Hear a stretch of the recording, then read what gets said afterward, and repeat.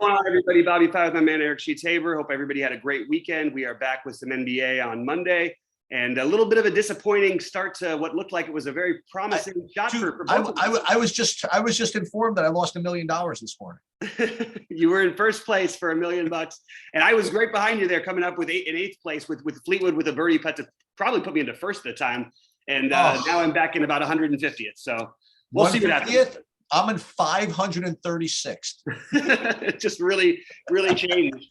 It just shows you this game. I mean, this game is brutal, especially on this course. But hey, we do have NBA. It was nice to get a tournament win on Friday for the last day I played. So that's right. Good on you for that. Always nice. Even the 10K is not it's not winning the 100K, but it's nice to get the wins. And it's a common theme that I'm something that I sort of want to touch on, that having my secondary lineups, a lot of times have done much better than my primary lineups this year. And I'll take sort of maybe some bigger swings there, even though sometimes the tournaments aren't even, usually it's because the field's bigger and it makes sense. But sometimes, I'll take the weird big swings, and I'd like to, for myself, start, or continue to keep doing that more, but do it more in my high buy-in stuff, because I really think that's the best way to play GPPs anyway. And I'm not trying to min cash those tournaments anyway. That was just sort of a general thing. This is a big, interesting. Well, it's not even a big. It's a very interesting slate that's going to require a lot of maneuvering, possibly, because I think you're going to see some resting. I think you're going to see some players who are sitting out on back-to-backs. I think you're going to see a lot of interesting stuff, and a lot of it's in those later games. So we may not have that information earlier in the day. So that's what I want to touch on. What are your sort of overall thoughts before we go game by game?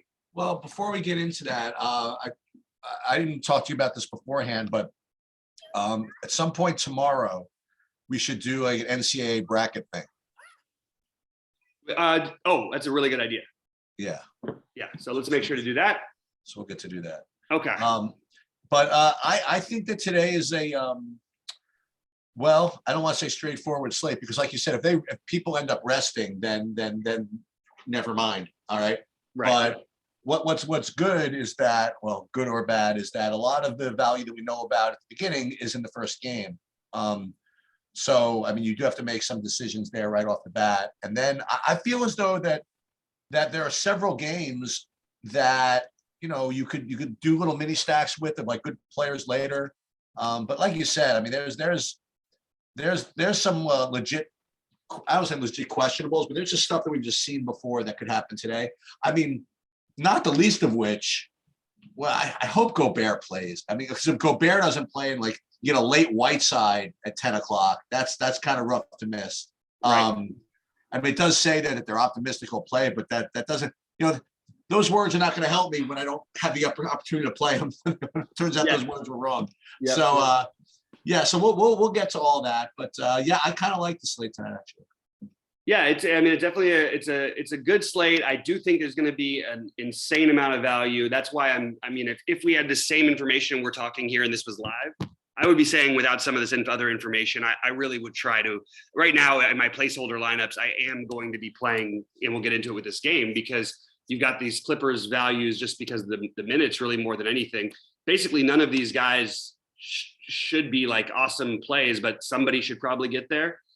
Terrence Mann's projection, I don't know what you're showing him at, but I think it's a little bit silly considering he's losing all of his minutes and hasn't put up the score that I see him projected with in his last 6 games. And he's in a bad matchup. So I don't in his last 9 games.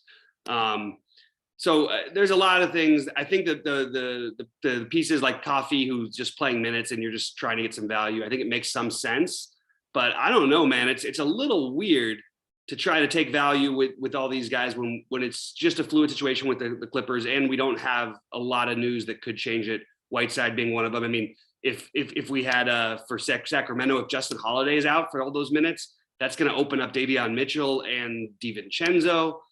There's always a chance with LeBron sitting on a back-to-back, because the Lakers are sort of like, they're either going to be the 9 or the 10 seed, and I don't think it really matters that much which one. And LeBron on a back-to-back, I know they didn't play, he played 30 minutes last night because they got killed, but I don't know. And then again, if LeBron plays, he's a good play. There's just a lot of things like that are sort of hanging over me in the later games that I'm just sort of interested to see what ends up happening.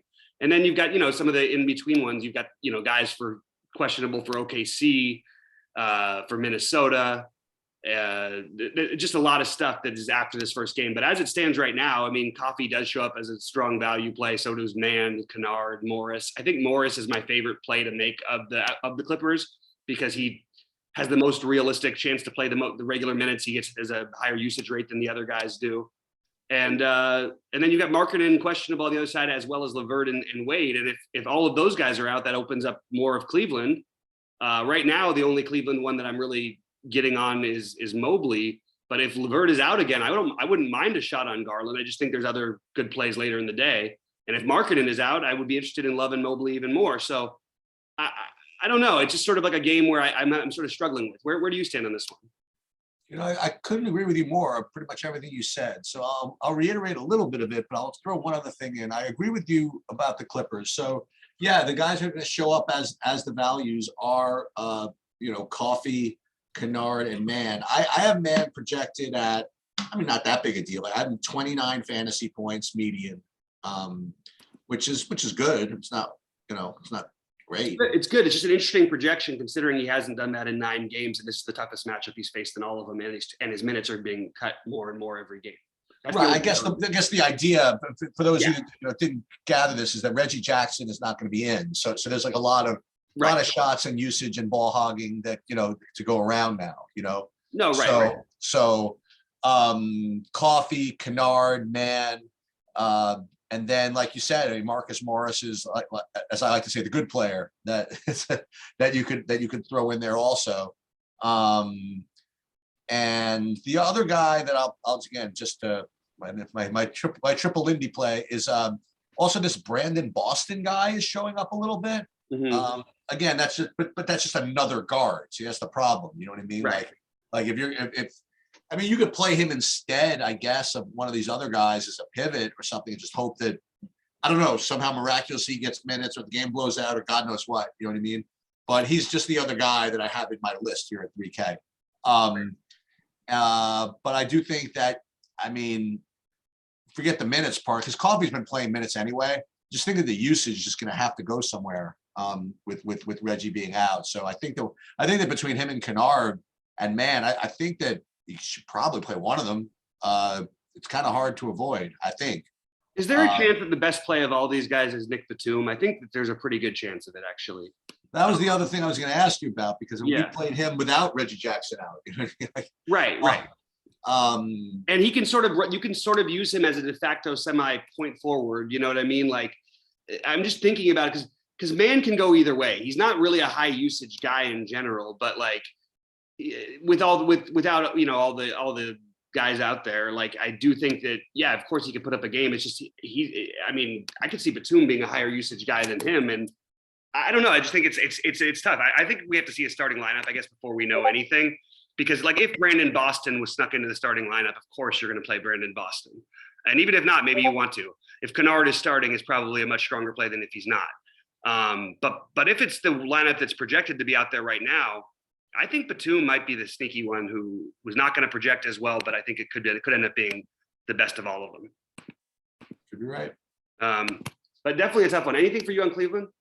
No. All right.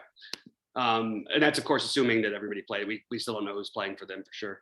Where do you stand on this Portland-Atlanta game? Because my initial thoughts are, I know Portland finally won a game, which is freaking incredible that they could win a game.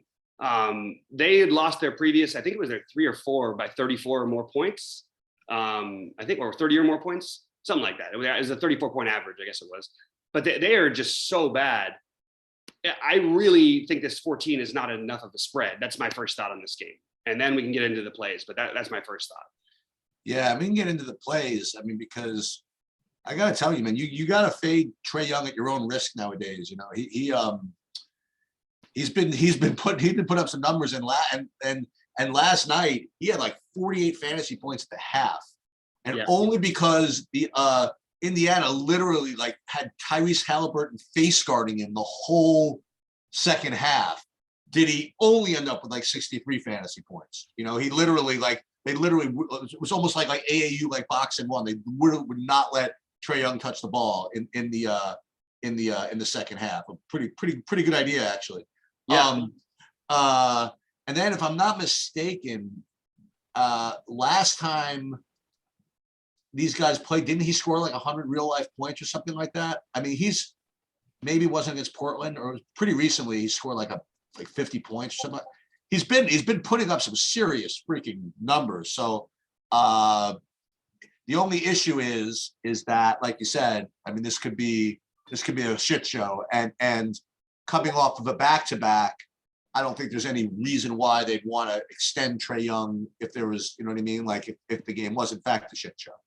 Yeah, but I just want to clarify one thing about his numbers. I know this sounds like a crazy thing to say. I mean, he was unbelievable. As I said, shot 70% from three, 7 out of 10 threes, 13 for 20 from the floor. He also had 14 free throws. And even with all of that, at 63 fantasy points, that's not like, I mean, he hasn't gotten to 70, I don't think, in forever. And not that you need 70, but you've got a bunch of other guys in this price range that are in games that probably should be closer, that probably, honestly, if John Collins is playing, that probably all those guys have a higher ceiling than Trae does. And it's a great matchup, obviously, for Trae. I don't think that I'm not as encouraged that when he goes completely nuts and makes every shot that he's putting up 63 fantasy points. I want him to do that when he's struggling. You know what I mean? If I'm going to play him here at what I think is going to be some pretty decent ownership, but certainly in play. John Collins is probably the biggest determining factor for me. Well, yeah. Well, the thing is that what I was getting at is the next best play is, well, the John Collins factor is important because Okongwu at 3,400 could be either a really good player or just a really great play. Right. So I definitely think he's in play regardless. I totally agree. Okongwu is my favorite play in this game. He should be blowout proof, assuming that everybody else plays. The weird part is that if he started, he wouldn't be blowout proof. If I don't know. They're going to play. They're going to play their back. They're trying to get in the playoffs. I mean, but so I think they're going to play most of their guys. Collins is the only one who's really coming back from something. So either way, though, I like Okongwu. But if Collins is out, he does become definitely a stronger play. And other than maybe some interest on Eubanks and Hart on FanDuel, it's hard for me to get to these guys on DK, right? Yep. So, and Brandon Williams on FanDuel as well. But I'm not as high on this because I am going to try to think that Atlanta is going to cruise here, even on a back-to-back and whatever. I just have a very hard time seeing this Atlanta team have any trouble with Portland here. The only thing that's concerning to me about Okongwu, and I don't think it's that big of a deal, but that Capella was sitting on the bench with 100 fouls like the whole game. So I don't know if that's more of a reason why Okongwu played. But then again, Collins sat, right? No, Collins played. Oh, Collins played last. It doesn't show that he played last night. Oh, maybe he didn't. Maybe I missed something. I don't think he played last night. I think we should definitely assume. I must have missed that. You're right. I would assume that then Collins probably won't play. And I don't think that I don't know. I think Okongwu has reps. I mean, first of all, he closes a lot of the time anyway, even in close games over Capella. And his minutes are at 18 are very secure. And against this Portland team, 18 minutes is probably enough for 20 fantasy points for him. Yeah. And there's definitely upside on those 18 minutes. So that's my argument for Okongwu. But again, I hope we find better value, but he's probably still going to make some of my lineups either way. Denver, Philly. Tell you what you could do, Sheets, as you would say. You could get real crazy with this one, and no one is going to play the two big boys. You could if you do get that value that I'm talking about, or you speculate on it, maybe you could consider doing it. I'm not saying it should be a core. None of these guys are core plays. Nobody in this game is a play that I'm over excited about playing. The only thing I'd say is that Embiid definitely takes any narrative-driven anything very, very seriously. I don't think he feels like Jokic is a better player than him. I think he's going to go out and try to kill him. But they just had a close game with Orlando last night, and he put up 73 fantasy points while shooting 9 for 28. That's pretty crazy. I do like Embiid a little bit. I would sort of give him. I think you can make an argument for him or Jokic, but I think Embiid, will take this matchup personally. These guys are probably the front runners for MVP. Although I think Giannis is probably going to end up coming up from behind and winning it if they keep up their ways. But they're kind of interesting to me as long shot tournament plays, and I don't really have a whole lot of interest in anything else. How about you? Yeah, I'm sort of I'm kind of stay on brand here. If Embiid is going to play an overtime game and then have a back-to-back and smash, it's going to be without my money on it. So I'm not going to be playing Embiid or pretty much anything Philly tonight. And I agree with you that, and this is so funny with respect to builds, is that the presence of all the value provides the opportunity to do this in games like this, like to play the top two guys. There are other games that are like that, which we'll get to later. So if you did like Embiid or Jokic, I think you can get away with what you said, like playing the two of them together. But I'm just probably, this is like going to be probably a disaster. I'm just going to probably fade both of them and just hope the game just doesn't show up for some reason. But I'm not playing Embiid, and I just prefer other kind of like mini stacks a little bit later than playing Jokic. So that's just what I'm going to do. Yep. I mean, that makes sense.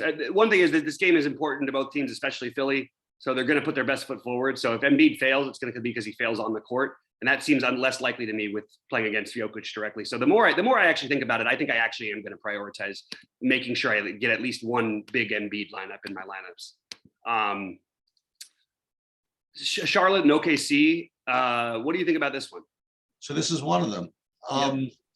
So, Shea is, like you identified at the beginning of the season, he's kind of a fantasy point, gold mine, like for himself and often the opposing guard as well. And I think LaMelo is very similar in ways. So I feel as though this could be kind of a key game to kind of look at. And you kind of have to just like forget about the price for a second. You have to you look at Shea. I don't even know whether he's 11K or 10.5 or whatever it is. He's just taking over every game. And so you want to play him with Ball. I totally give people permission to do that. But I could even go further. You could even play maybe PJ Washington with Charlotte. You could play maybe Miles Bridges with Charlotte, or you could play Rozier. I wouldn't play obviously both Rozier and Ball. I just prefer Ball to Rozier. I heard the case made for Rozier. I just prefer LaMelo. And on the OKC side, I'd have to do a little homework into this, but I would like to know. I know what you're going to say. I was going to say I'd like to know why Roby only played 16 minutes yesterday. And you would say, well, because you can never be sure what's going to happen in Oklahoma City, I guess. I mean, he's going to project to play a good medium. I have to figure. I don't think I'm playing him at 5,800, coming off 16 minutes. So I do like Shea. I like Shea with Ball. I like Shea with Ball and PJ Washington. I do like Miles Bridges. I think this game could be really, really high scoring.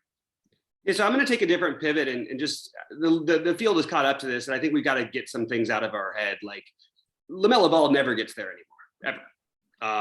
Has I think once in the last month and a half. Basically, with Rozier there, Rozier has a higher ceiling, a higher floor. He's been much more productive every night. He's more of the scorer. It's been his thing. It has not been LaMelo Ball at all. So I would go Rozier is clearly the better play on Charlotte, but I don't mind getting exposure to LaMelo Ball. But every time we've had this conversation, it happens a lot, and never once is LaMelo. He's just never ever getting there anymore with Rozier there. It's just not happening. He's going to someday. You know what I mean? But you go back. You have to go back to a month ago to where he scored 50 fantasy points. You have to go. Then there was a couple times before that, but basically 3 games, I guess there's been 4 with Rozier in the last 4 months that we would take from him. So I don't know. It doesn't feel like the right play to me for the Ball, but again, there's obviously always upside with him. It's just, we haven't come close to seeing any of it lately. I like Bridges in general. I like him tonight. I also worry about this game staying close. Charlotte tends they are really weird. They get blown out or they blow people out a lot. And that's partly why these guys get there in funny ways. But I'm personally gonna do the Shea and Rozier as one of my core things. And I am gonna take shots on Roby again. I think the field is gonna be much lower on him than what it's showing right now. And I think we should take some shots on Roby while he's getting completely overlooked in what's basically the nut matchup in basketball for a big man. So that's where I'm at on this game. Obviously, we're a little different, but I'm definitely gonna keep an open mind. Very similar. We both like the game. Yeah, no, right. We just like slightly different guys in the game, I guess I should say. What do you think? What are your thoughts on Minnesota, San Antonio? Because this game could go wild. So this is the other one I like. So it's that same theme that I talked about earlier, is that the presence of all this value can allow you to do things that otherwise become difficult. And in this game, for me, it would be playing Cat and DeJounte Murray in the same lineup. You know, you're spending $21,000 to do it, but you can do it with ease. You know, as a matter of fact, here you could even play like another good mid-range guy and still get that lineup in. You know, and this is exactly what I like. I mean, I like DeJounte Murray on the San Antonio side. I like Cat on the Minnesota side. And I'm going to build some lineups exactly just like this. I don't really have much interest in much anything else though in this game.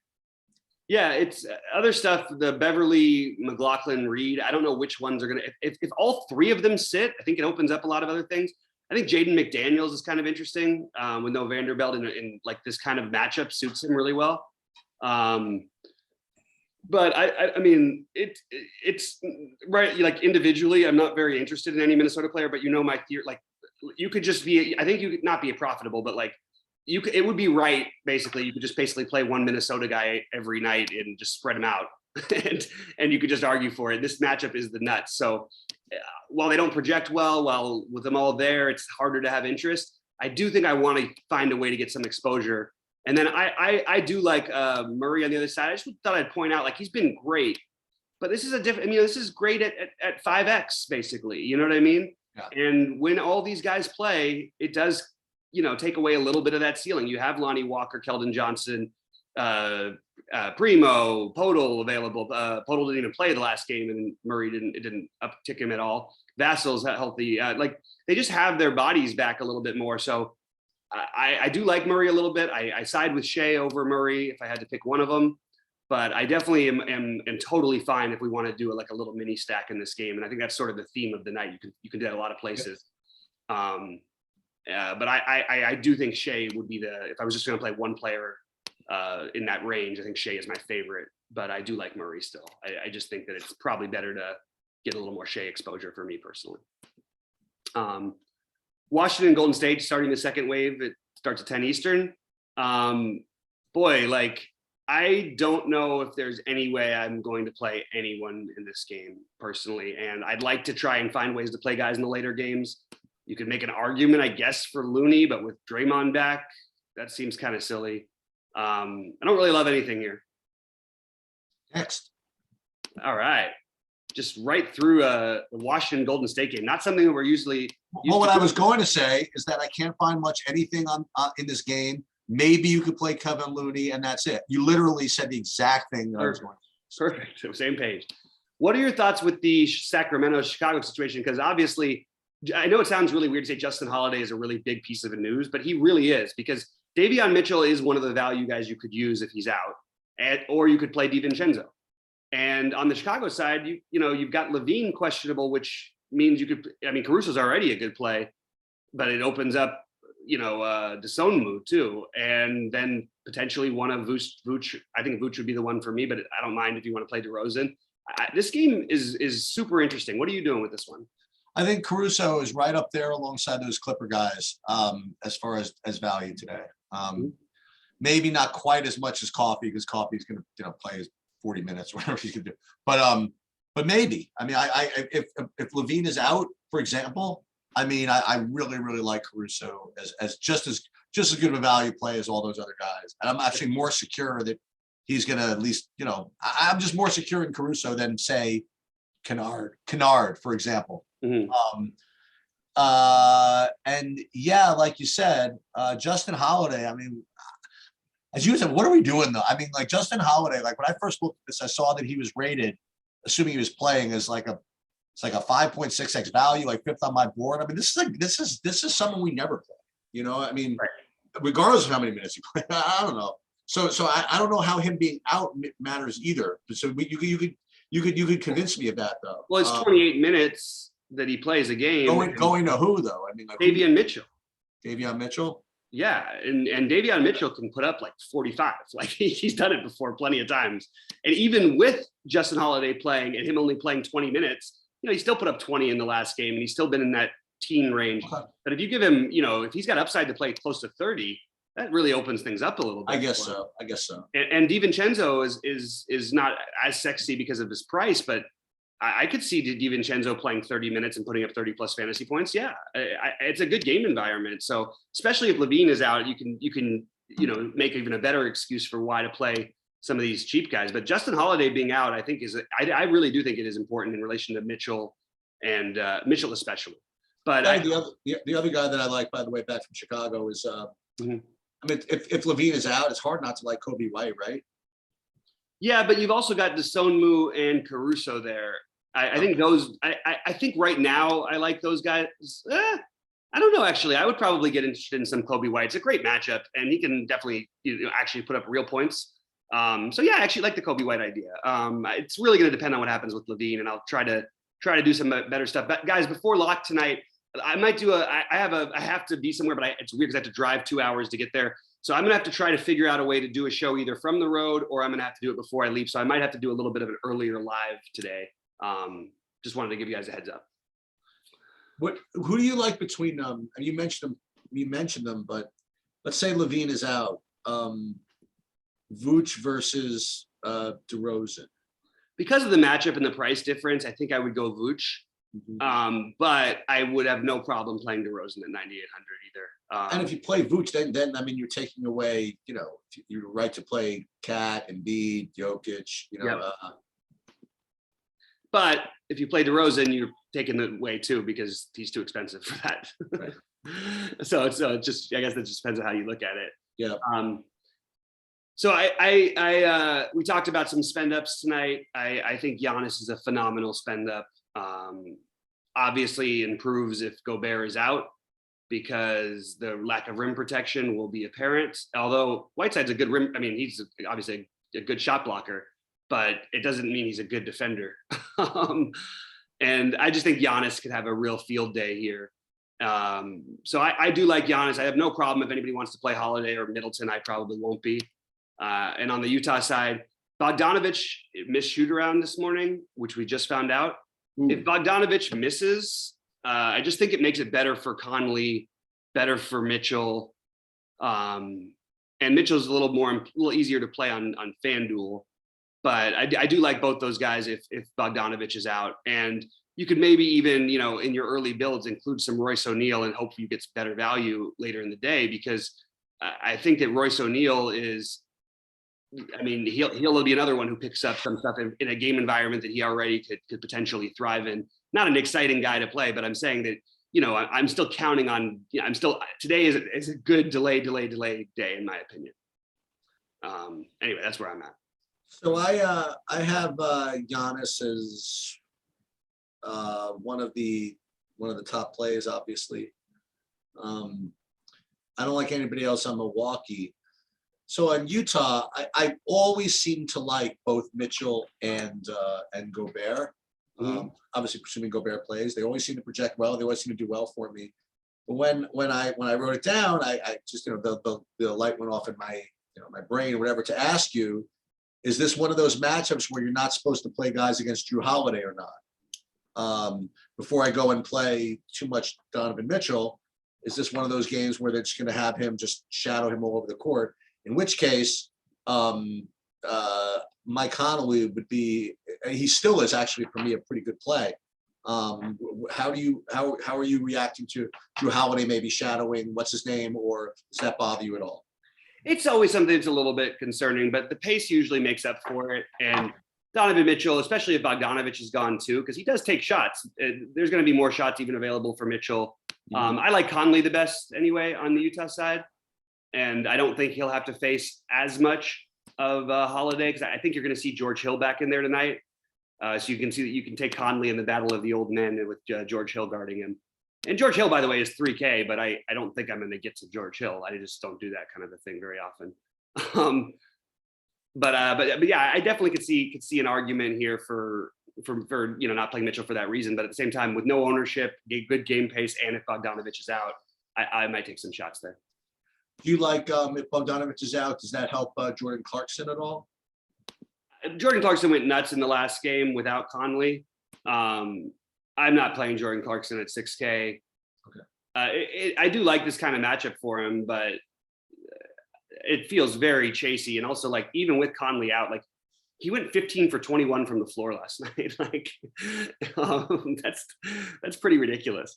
But 3-point shooting against this Milwaukee team is definitely a thing. So maybe I just think it's reaching for me personally. And obviously, if Gobert is out, then Whiteside is a very strong player. Yes, I totally agree with that. And yeah, he should have he would have a monster day here. By the way, if Gobert plays, I mean, are we sort of just overlooking him a little bit? No, I told you I like him every day. Okay. It's just a question of whether you use your center spot up for him. Right. Yep, that's a good point. I'd probably rather have, if with Levine out, play Vooch than Gobert. Mm-hmm. Yeah, I think it's fair. I like that. I agree with that. What are your thoughts on Toronto, LA? Well, as usual, Toronto revolves around whether Fred VanVleet plays or not. Just when you think he's going to be out for like a year, he comes back and plays, and then he sits again, and he's obviously not 100%. But hate to say it, but I mean, anybody playing against the Lakers gets a bump, right? So if Fred VanVleet is in, or if he's even questionable, like right up until the end, I mean, he could end up being a pretty low-owned freaking smash play if he's legit questionable and then he ends up playing. So that's one thing. Yeah, and if he doesn't play, then it's all back to what, Scotty Barnes and I don't know. Is it? Are they deep enough now? Or are they short enough where Malachi Flynn will start again? I don't know. I don't know what they're doing. And then the other guys in Toronto that might show up are Precious and Thad Young, maybe. I don't know. And then on the Lakers side, just, hey, well, LeBron doesn't play, then it's only entry. But LeBron is pretty much the whole team right now. So if you want to play VanVleet, and if he plays, right, with LeBron, I think it makes a lot of sense. Yeah, this is I think the most important game, and also really tough, because I think there's a very good chance that LeBron doesn't play. It's a back-to-back. Like I said, they're gonna be the 9 or 10 seed almost no matter what. It doesn't really matter that much which one. It only matters whether you can get to 8, which they can't really. So they're up by 4.5 with enough to go on a back-to-back where I could see them sitting LeBron. And it could be a late, like we got it last time after most of the games have started. He has been unbelievable, especially at home lately. And I would have interest. So I'm interested in LeBron, but if you play him, you have to sort of stack these later games because it's going to open up some other stuff. The only problem is, even if he's out for the Lakers, I think that Westbrook's price is not like he's free. And if VanVleet plays, it's not like it's a great matchup for him. I would have some Westbrook. I definitely would have Westbrook on FanDuel at 7,600. But man, it's really tough on the Lakers side without knowing for sure what's going to happen with LeBron. The more I think, though, for just like thinking out loud, God, it's really hard to know what they're going to do with it. I'm really struggling with it. So back to back, and I don't know. I'm struggling with it. But Toronto's side of it, I agree 100% with what you said about VanVleet. I really like Siakam anyway. I don't care. Everybody doesn't like, they get so angry because Siakam only scored 40 fantasy points in some of the games where VanVleet was out. I don't care, man. It's the Lakers, and he's 9,100. I think he gets to 50 more often than he has just 40 here. He's coming off back-to-back 50s as it is. VanVleet didn't play in one of those games, but did play in the other one.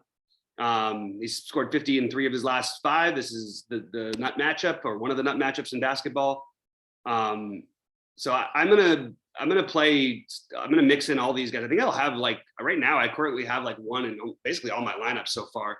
And I like Precious for his price. Again, another value play that we can switch off of if better value opens up. But as it stands, I don't mind playing Precious at 3,900 against the Lakers. And what happens if LeBron's out and they start Dwight Howard? All of a sudden that he's in play.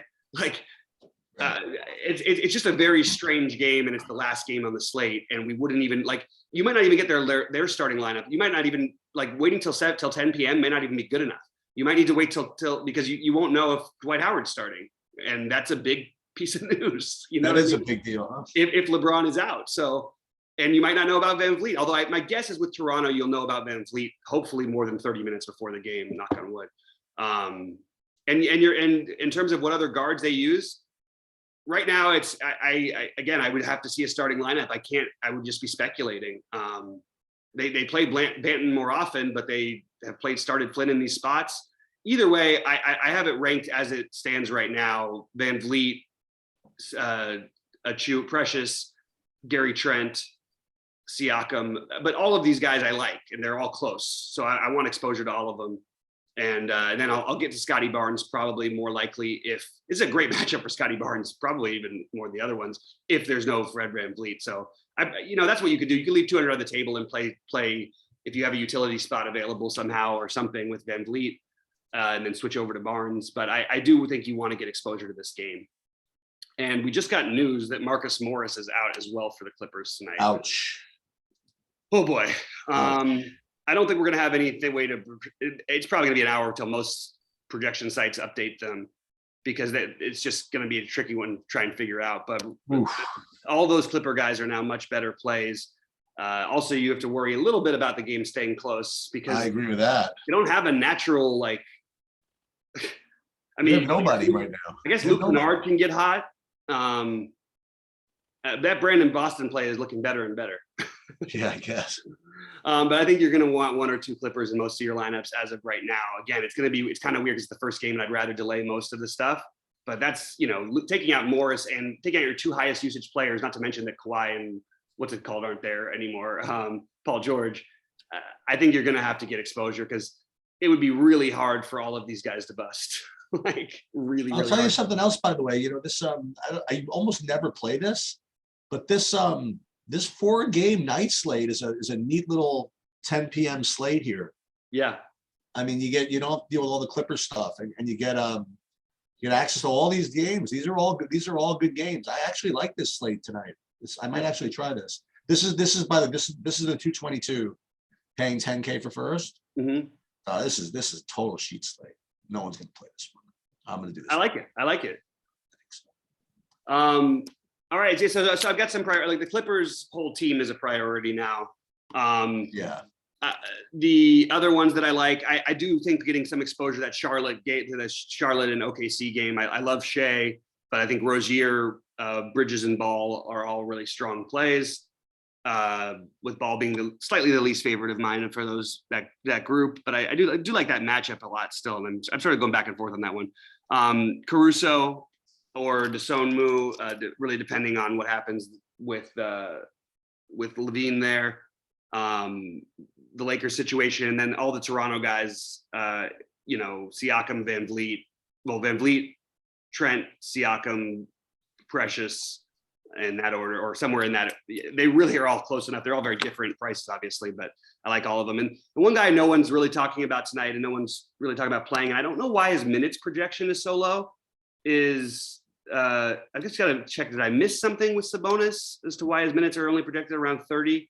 I'm sure you probably got him for more, but he played 37 in the last game. I know he's been out, but if they bring him back, are they just going to let him go or not? I think they're just going to let him go, but I don't know, really, to be honest with you. So that's just a weird, I like that. If I want to get exposure to that Bulls-Kings game, I do think Sabonis is interesting.